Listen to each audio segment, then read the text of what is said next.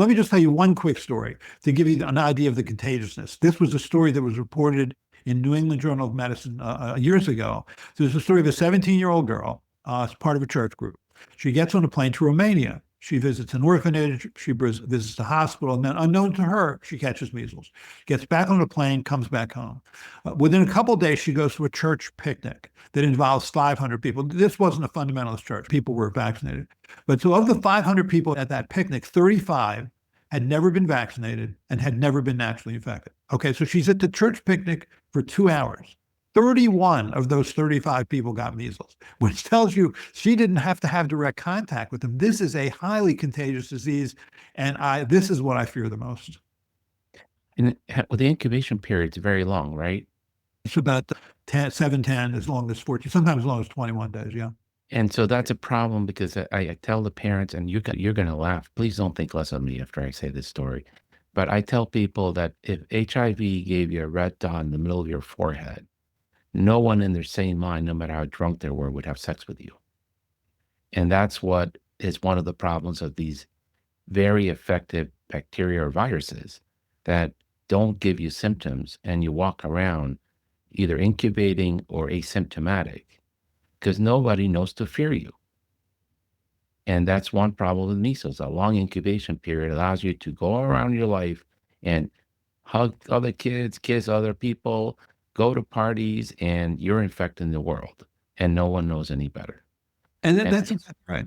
And second of all, the other thing that's a problem is the late complication, right? Some kids died of a progressive encephalitis months after they developed measles, correct? And it's a devastating disease that there is no cure. Your kid slowly fades away into the grave. Yeah, so I'll take the second one first. So you're right. It's called subacute sclerosing panencephalitis. It's a chronic measles infection of the brain. It's usually years later. And I've seen 3 cases in my life, and it's devastating. Children gradually use their handwriting becomes less legible. They start to have personality changes, and then they lose motor and sensory skills, and they die. It's invariable that they die. There are drugs that are given that make no difference, and they die. They die a chronic, miserable death of SSP.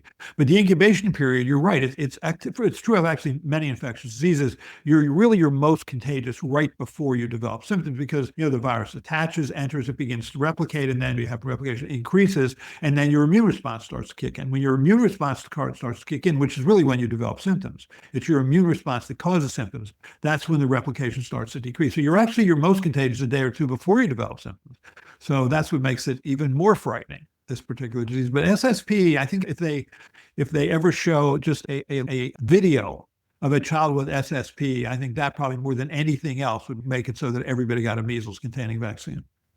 Yeah. George, how long ago when you got measles as a resident? I'm one of those people that actually remembers the measles. And I use my story of the measles when I was an intern to share that information with my patients on videos when we send it for their 12-month video visit, right? How long were you out? How I was out for 2 weeks in the hospital. 2 weeks in the hospital. And you're not a wimpy guy. No, I was 29, 30 years old. Yeah. Did you enjoy having measles? What's that? Did you enjoy it? No, it was horrible. You had fevers, 105, 106 fevers. You had this thick stuff in the roof of your mouth. You could just scoop it right out of your mouth because you couldn't breathe. You were dehydrated. You couldn't eat.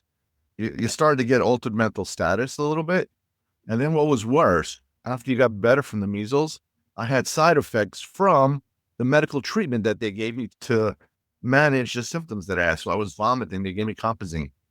And then I had that dyskinesia with twitching, and it was horrible. So it's not the common cold.